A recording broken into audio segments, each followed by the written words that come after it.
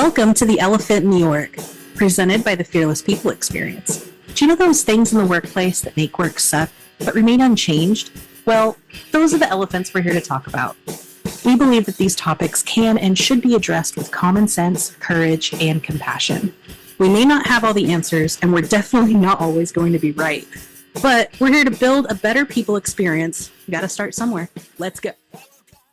Hi, and welcome to another episode of The Elephant in the Org, where we get into talking about the stuff that no one really feels comfortable talking about at work. In this week's episode, titled The Strategic Leap, HR's Escape from Admin Alcatraz, we get into discussing just what is the transformative work us in HR need to do to break free from the confines of seeing as purely administrative and own our place in a more strategic role. Joining us this week is Josie Batres, a visionary in the HR and transformative culture space and founder and principal consultant of the HR consultancy Talentgate. Join me, although if you're watching this on video, you actually can't see me as I was having a technical issue at the time of recording, along with my co-hosts Danny Glitch and Cashadora as we explore this hot topic together. Today's elephant in the org is checkboxes in HR and their dysfunction. Now, to be clear, there's a lot of administrative stuff that HR has to do, and there's a lot of checkboxes, and we're really passionate about those things being done and being done well. But there's also a reliance and a pattern of checkboxes are all we do and all we need to do, and that's not functioning, right? That's dysfunctioning. We need to evolve. We need to get beyond the checkboxes. So let's talk about these checkboxes, right? Whether it's compliance or training or just, hey, we've done it, we can move on, versus something that's going to be effective and having training or learning that is moving organizations forward. Why are we so obsessed with checkboxes and instead of looking at what's most effective? So, I think checkboxes, so let me just be clear. I always start out by saying and having this comparison, just like finance has an administrative arm, which is accounting. I say the chief people officer has an administrative arm, which is HR operations. And HR operations obviously is, housing payroll, housing other administrative compliance related processes, and many other things that its main focus is basically delivering a shared service model, right, to the organization. So that's, I say that's one pillar under the CPO or chief people officer. That may be very check the box driven, and it has an orientation of that to be fully optimized. I think what I want to be able to distinguish is that area within HR, which we probably traditionally call the HR business partner, and the program management behind that role. And it's heavily invested, in time and resources in delivering programs that pretty much have a cyclical cadence. And I think what we're trying to say is some of these programs, and they're needed, obviously, and there's some good programs, and there's some programs that probably we question their utility in the organization. What I actually want to distinguish is creating an activity that goes beyond the programs. Yeah. And that's kind of the crux of the check the box is we need to move away from the check the box and create an opportunity to build a business minded process that business challenges in a systemic way. So let's start there. Yeah, just simple little thing. No, we can just get started. No big deal. No big deal. Yeah, that's an easy one to start before I've even had a cup of tea this morning. So I don't fancy our chances. But yeah, I've got a question here because obviously, this is it's very topical at the moment. I think the rise of the CPO is something that's very heavily focused on in business press and certainly in HR press. There is a real need for exceptional business-minded, people-focused leaders, because I think it's no big secret that that really is the way to take a business forward in a really cohesive and people-minded direction.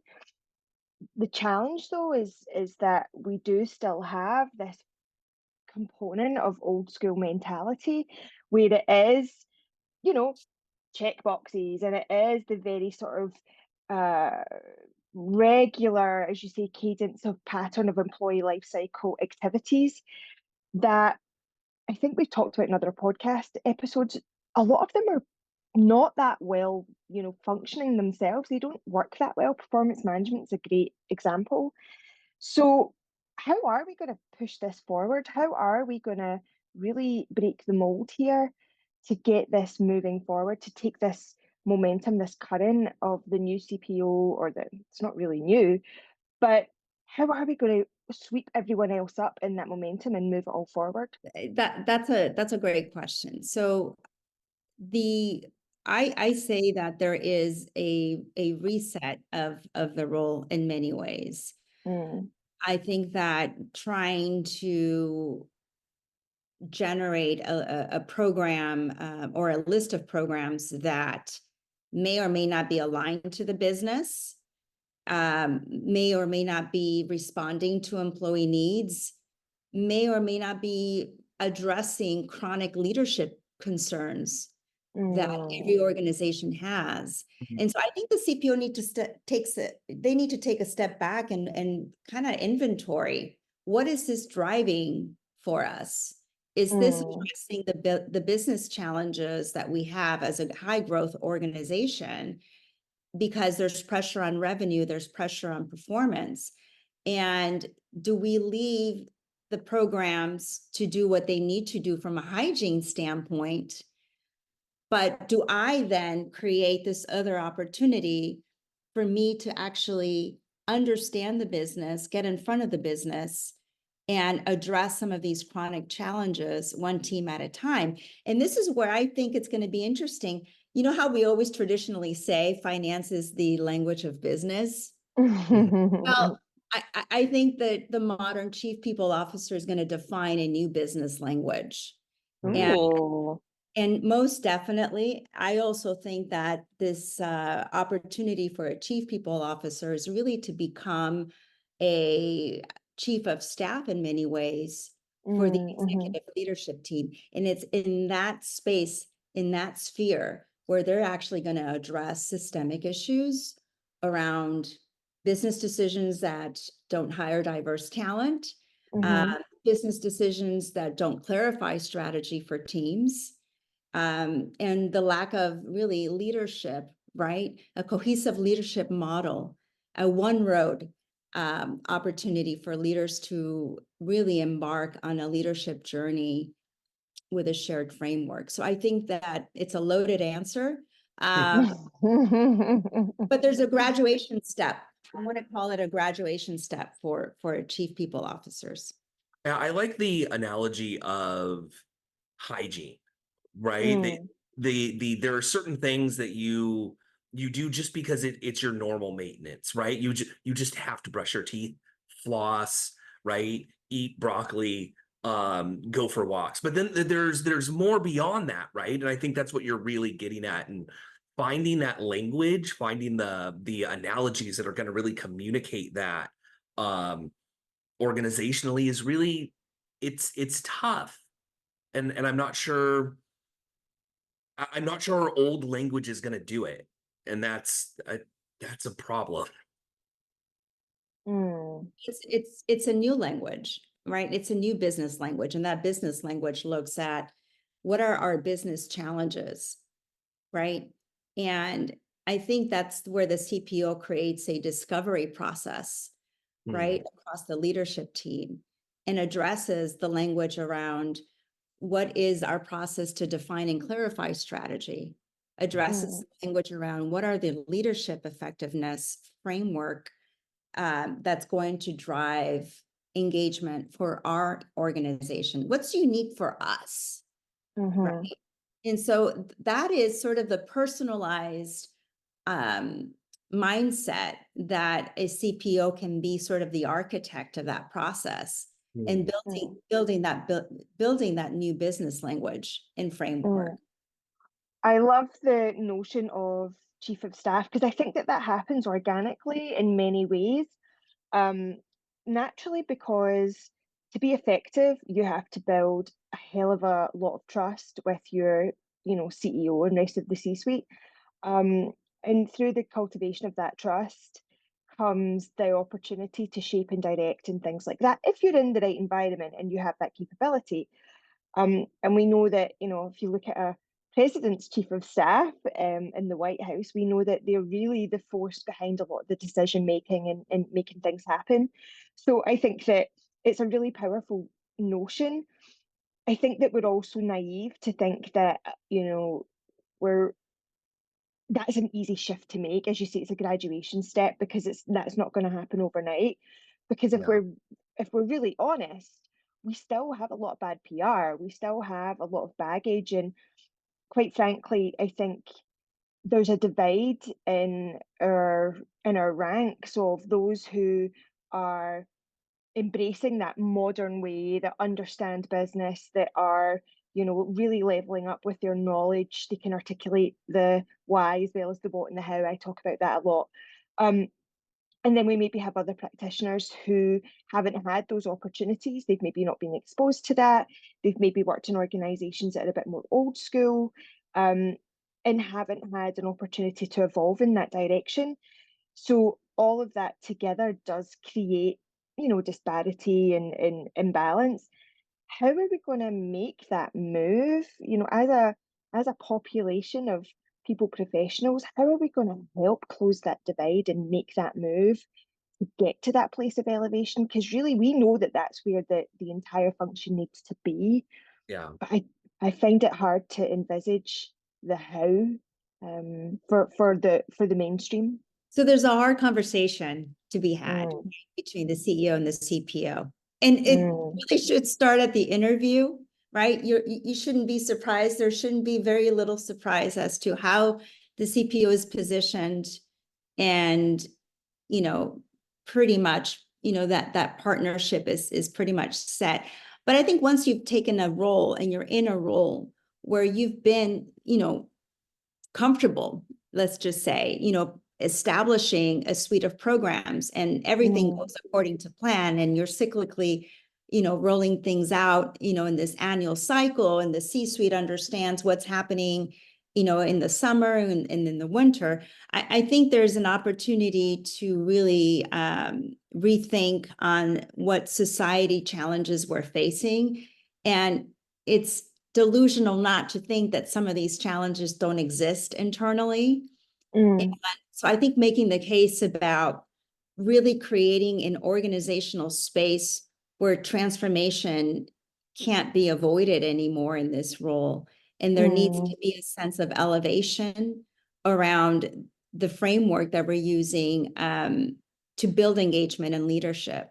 So for me, at the end of the day, I think culture is very important. It's the central asset.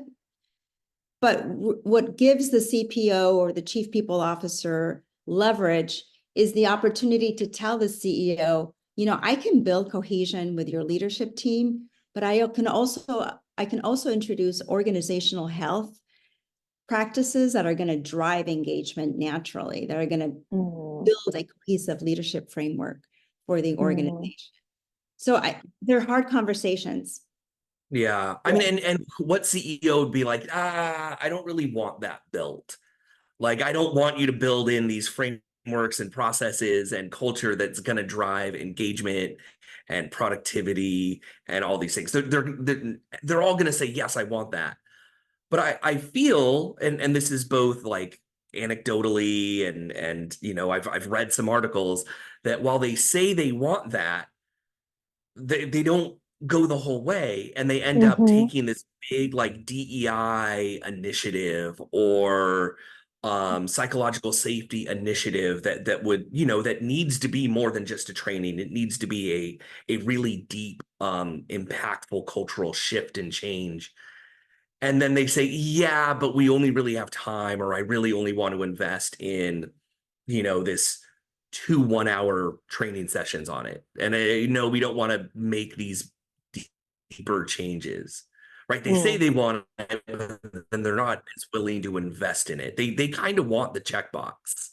And I hear you saying that like you need to communicate that it can't just be this little bit. It can't just be for show. It can't just be for language. Like if you give me the reins, I can make actual change that's going to be you have to really be convincing, right? Rhetorically and logically, like, make an argument for why what you're doing can't just be surface level, right? You really need to be in a position to have deep impact on the organization.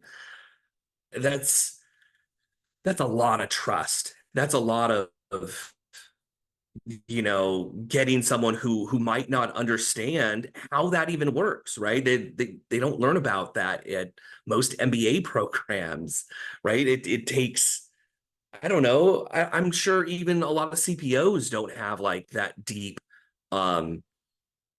SHRM gets you part of the way, but it doesn't get you all the way there. Not everyone has masters or PhDs. They're learning from the School of Hard Knocks and from Carol and Susan who came before them, right? It's really asking a lot, and I think we have to be willing to go there. Well, I think what you're pointing out, Danny, I think what you're pointing out, Danny, too, is one of the big struggles that CPOs face, right? Is the line between performative initiatives and organizational change, right?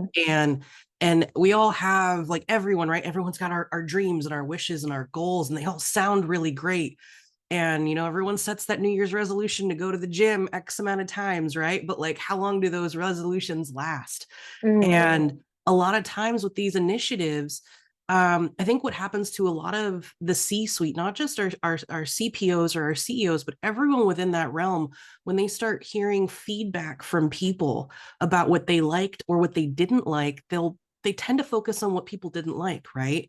And a lot of times these initiatives, we all know people are averse to change. Not everyone, obviously, but like there's a lot of people organizationally who don't like change, who don't like to feel a mental shift or a mental challenge that makes them question things not outside of their role, right? Like where it's really about themselves or something like that. And a lot of this organizational change can make people question things and give that constructive feedback. And sometimes that sliding scale of we're going to change this because it's the right thing to do might stop because of that feedback. And then to the people who were excited about it, it looks performative.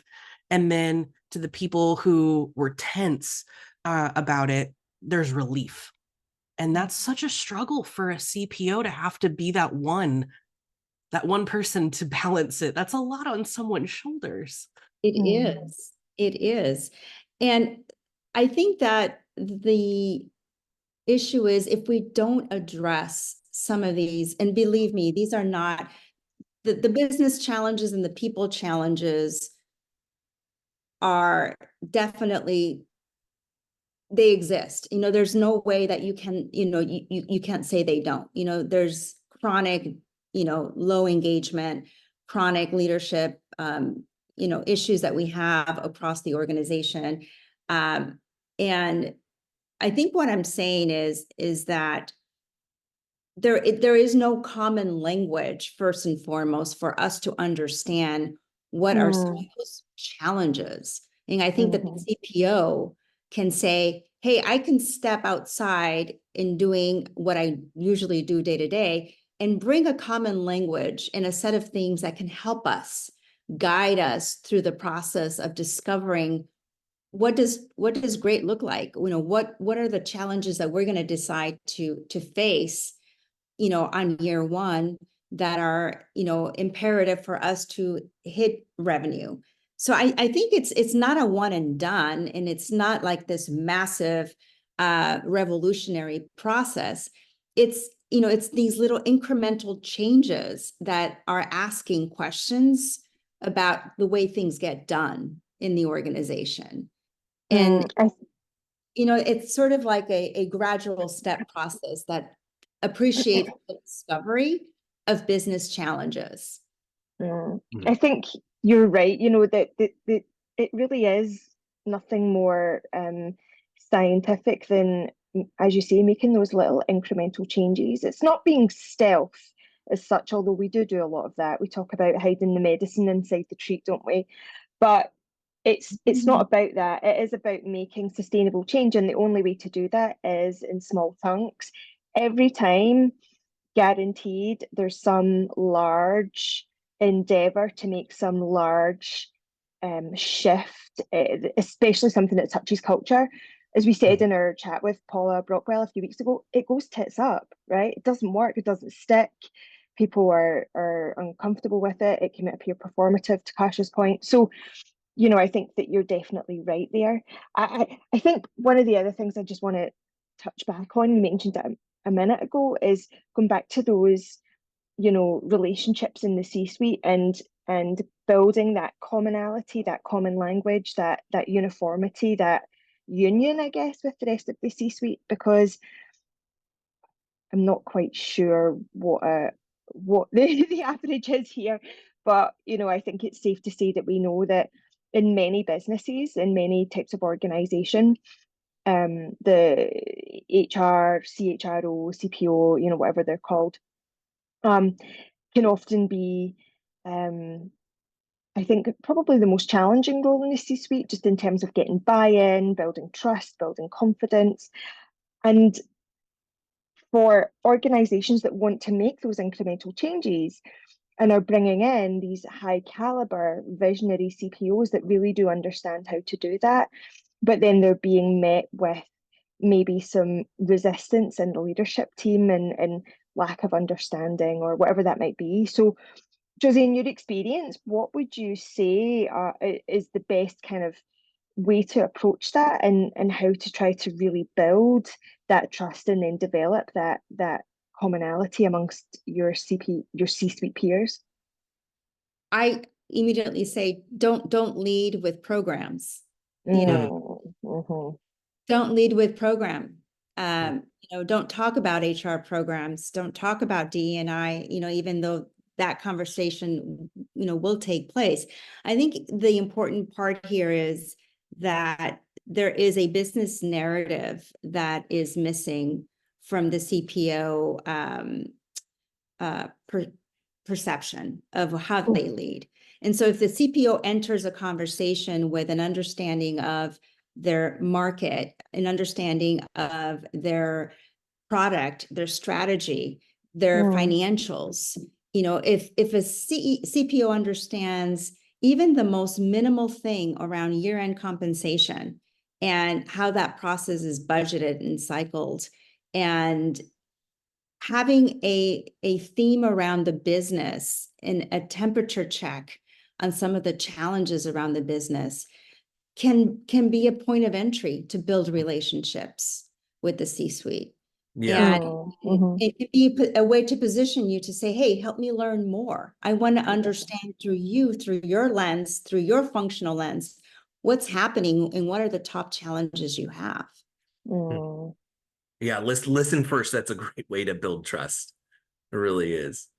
Something that you were mentioning really made me, think about the different languages we can use. And then when you said that it's not programs, it just like rushed over me, about trying to create the conditions for the employees, right? It's the CPO, it's the whole C-suite's job to help create these conditions for the employees that will then blossom DEI, that will blossom engagement, right? What I really think that can be some of the language, right? As opposed to like, hey, run this program, hire this person, this is the cost. It's talking about, right? And again, this like gets down to that. It's just a different language that we need.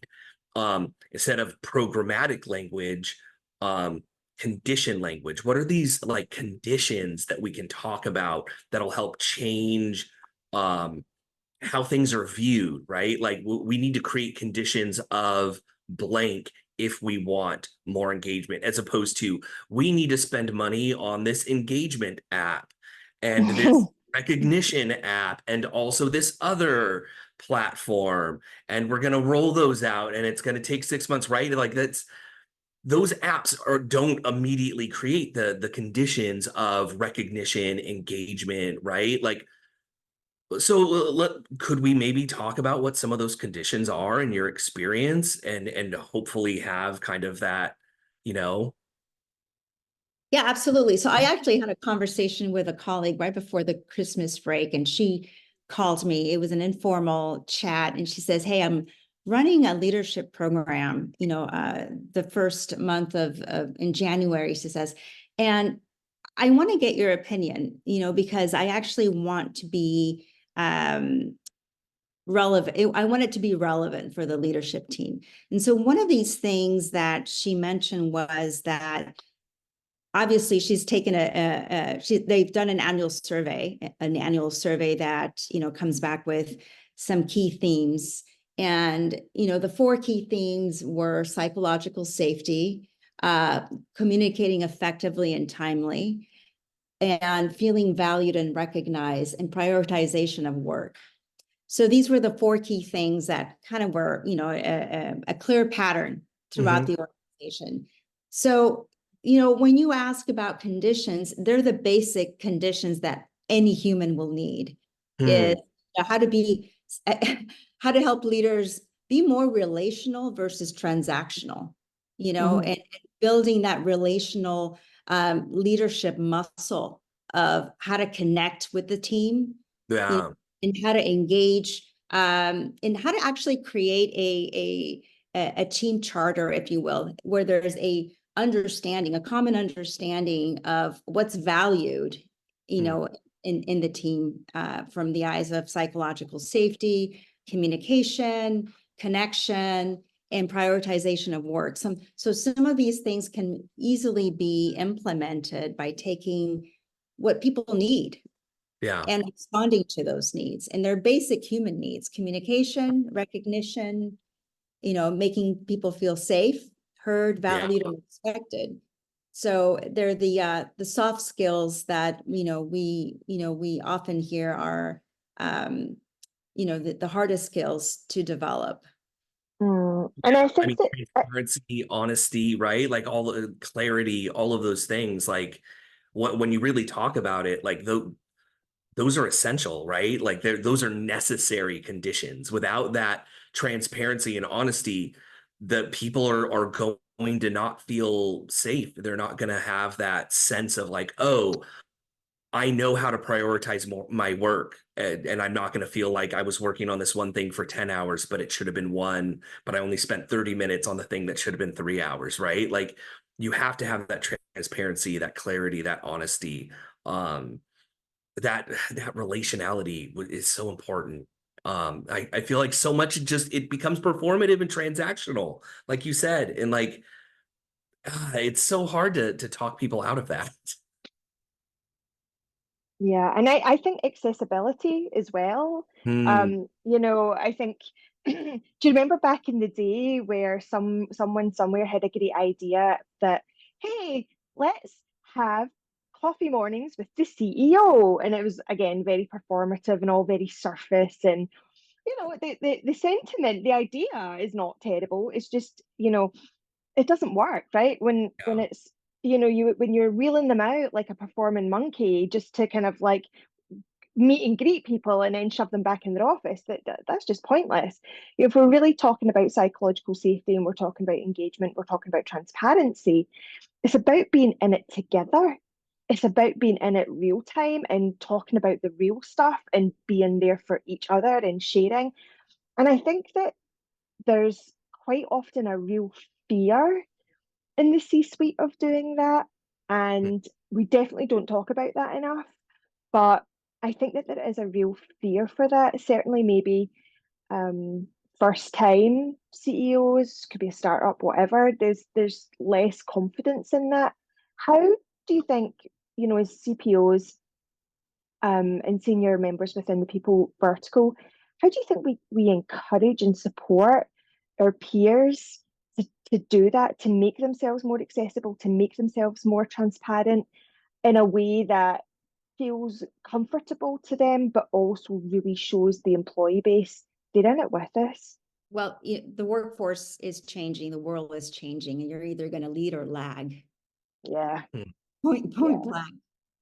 You're either going to lead in this process and adapt and evolve, or you're going to have, a team that is not connected, to the vision and to the work and to the team, and that depletes the overall team energy. So I think having a leadership team that is energized, right, to do this for the team and creating this one road to HANA. Have you been to HANA? There's in Hawaii, there's this wonderful place, right? And it's a one road place. Like that's the only road to get to HANA. And creating cohesion around this one road mindset, right? And creating leadership, cohesion across the leadership C-suite is important. And building that one mindset framework for people to share and understand, it's a building block. It's a building block to the business. It's a building block for culture. And so can the C-suite drink the Kool-Aid? I think that it's a question of, do they want to be leaders in an organization where there is all these key elements, which are the intangibles, which people are looking for? Does it matter to them? Are they in the right seat to actually deliver this? Yeah, I think, what you were talking about, again, going back to that language part, I'm a big believer in what gets measured is what matters, right? What gets measured is what gets the attention and what gets the focus. And I think a lot of conversations come up with, hey, we need this tech stack and this tech stack. We need to run this program. We need to do a lunch and learn. We need to, have this sort of accessibility. And what I'm hearing you say is, let's strip out some of that language of tech stacks and programs and get more to the intangibles of, we need you to be accessible. Right.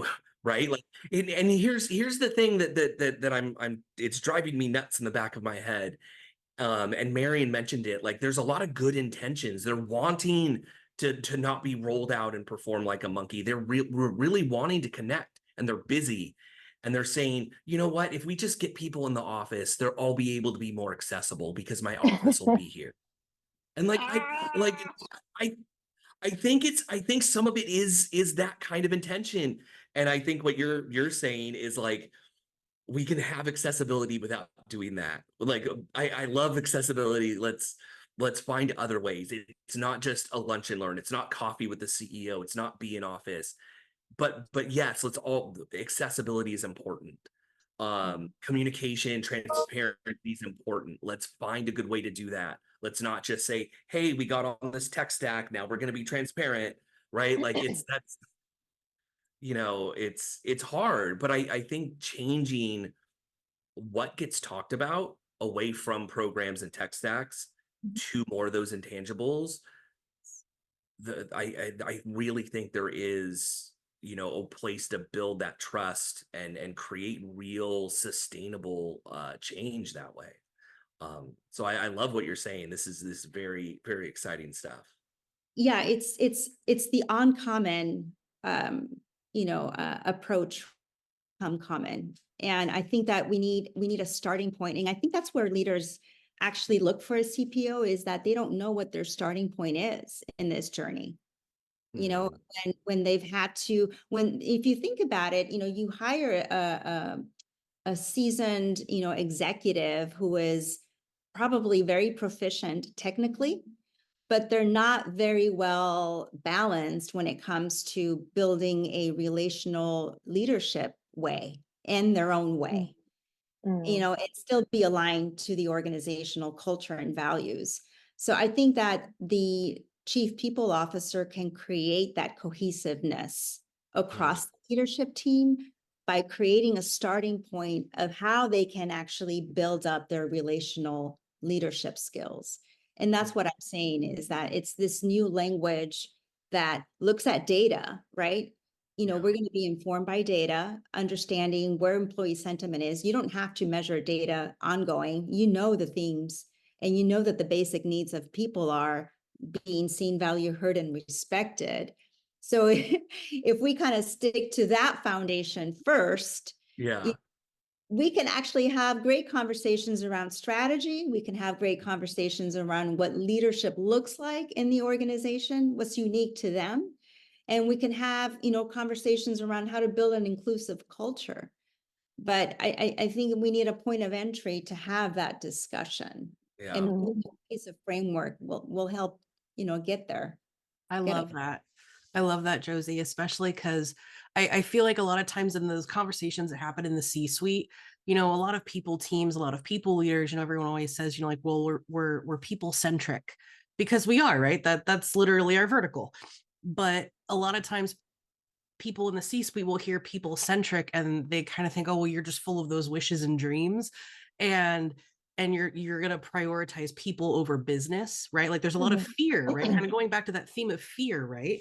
And I think the reality is that if you do come in being not only data informed, but like there's one thing about being informed about data. There's another thing to say, like, well, I'm going to power my thought process, my decisions, my strategy with the data. And I think that conversation that you're talking about, I think that is how a lot of people, leaders, a lot of CPOs, CHROs, again, whatever title they have within that particular dynamic, I think that might be how they can open that door for themselves. Whereas before, if people are only hearing like, oh, well, you only care about people, it's like, no, like, well, all of those 4 qualifiers that you just listed is like the cost of entry for anybody, regardless of the multi-generational workforce we find ourselves in. But being able to talk beyond data, just like, I'm not reading it anymore, I'm going to use it to tell you what's needed. Right. Yeah. And I think that's their entry point, right? Yeah, no, absolutely. And, I think it was Airbnb. I want to say it was Airbnb who actually, they had layoffs, there were a lot of, restructuring that they did and everything. And, and how do you build from there? Do you go straight to producing and, making sure that, your strategy is all lined up and lubricated and it's good to go? I don't think so. I think there is a baseline that you need to start off from and understand where's your leadership? Where's their mind right now? And trying to stabilize strategy, leadership, and engagement takes a lot of, I would say it takes a lot of steps to rebuild that trust, to rebuild that cohesion, and I think that that's where the CPO or the chief people officer can enter as a chief of staff in many ways to really align and reset new power, across the teams. And Just it's a process of building and rebuilding, and it's iterative. You can't really just say, oh, it's one and done. And it's not just about, creating some sort of, set of tactics. It's really evolving the business through these discussions around how are we as leaders and how are we showing up? I think just kind of adjacent to that, just a question that occurred to me. We talk a lot on our podcast about burnout, psychological safety, well-being, all of that. And with all of the things that we've highlighted today around what really needs to fall within, the remit of a forward-thinking, future-focused CPO, it's a lot, because not only are we, in the C-suite and building relationships, building trust, moving the needle, making the small incremental changes where we can, but then we're still, leading people operations teams and talent acquisition teams, talent development teams, depending on the size of your business, we get tired because the role isn't getting smaller to allow us to do all of the extra things that we're now talking about. It's only getting bigger. How do we do that? Because that's not sustainable, right? Something has to shift. What do you think about how that may look in the future? Yeah, there's a lot of talk about AI going in. Really, I would say, reinventing the way the chief people officer's team is optimized. So I think that's going away. I think that is, is going to influence the way things get done across the leadership team and across the people function. I think that the mindset of the chief people officer is that they get a opportunity to redefine the strategy, and clarify the strategy with the CEO, first and foremost, is important. And I think that there is an opportunity for the work to really create really showcase where the business is thriving and where the business is not thriving, and using data to support that. Yeah, I think you're absolutely right. I think AI that's a whole episode on its own. And what that means for us, and we still don't fully know, but I think we can get an idea of the direction that it's going in. But I completely concur with you that I do think that this kind of traditional structure of HR teams as they are today is going to look very different even in 2 years' time. You're probably not going to need as much shared service stuff, and actually the focus and emphasis can actually be on the business partnering and on the people. So I think it is a very exciting time. We just don't fully know enough yet. I think my biggest concern is just that interim piece of burnout, where we are making that shift and transition, but we're also trying to be everything to everyone, and we know that's not sustainable. So it's exciting to know that things are on the shift, but short term we got to just keep ourselves going and keep ourselves sane, I think. Well, I think there's we could go on for forever, but I really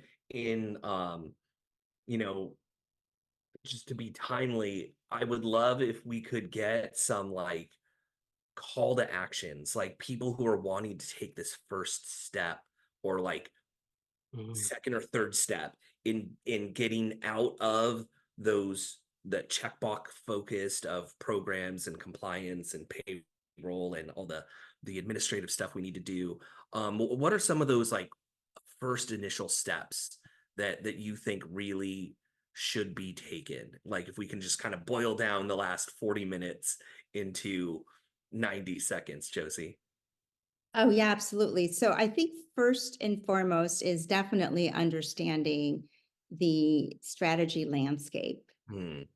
Okay. And look for external challenges in the market. What are the market challenges that your product and service is responding to, and kind of create an external perspective on where you are, your organization's being positioned as a market leader, and bring that information back in-house and discuss that with your CEO and say, hey, this is my understanding of the market landscape right now, some of the challenges that I see, and and I've done research on where we actually stand as a market leader. Help me understand and amplify, what's your view on this? What's your take? And and have that conversation, if not with your CEO, have it with your CFO. And see if there's an opportunity to amplify your business knowledge around the business, and say, you know what, this year I'm going to make it my priority to sit with you and understand our financials better, and understand what's really driving our business and what you see our growth being. So I think it's it's humility, you know, you need to be really humble to really get into that business mindset and really be a business leader along with your C-suite.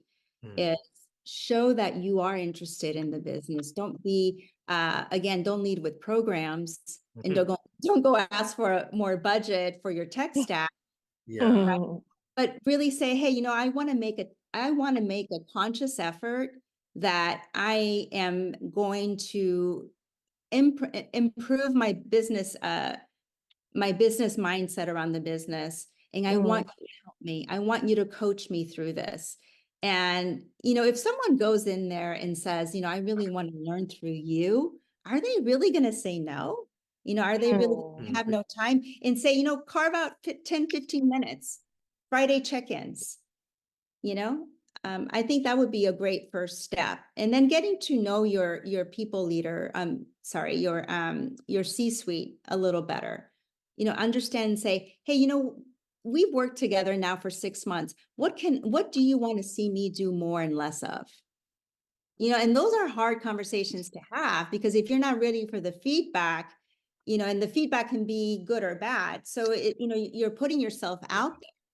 But, you know, I think that you need to gain more intelligence around how the role is being perceived, where you are in terms of your understanding of the business, right? And you got to take radical responsibility for where you want to go. I love that. That's amazing, Josie. Thank you so much. That was fantastic. Everyone, be sure to check out Josie's LinkedIn. It'll be in the show notes. And you can contact us at elephant@thefearlesspx.com. We have new episodes every Wednesday. Be sure to subscribe, give a review. Thank you, everyone. We'll see you next time.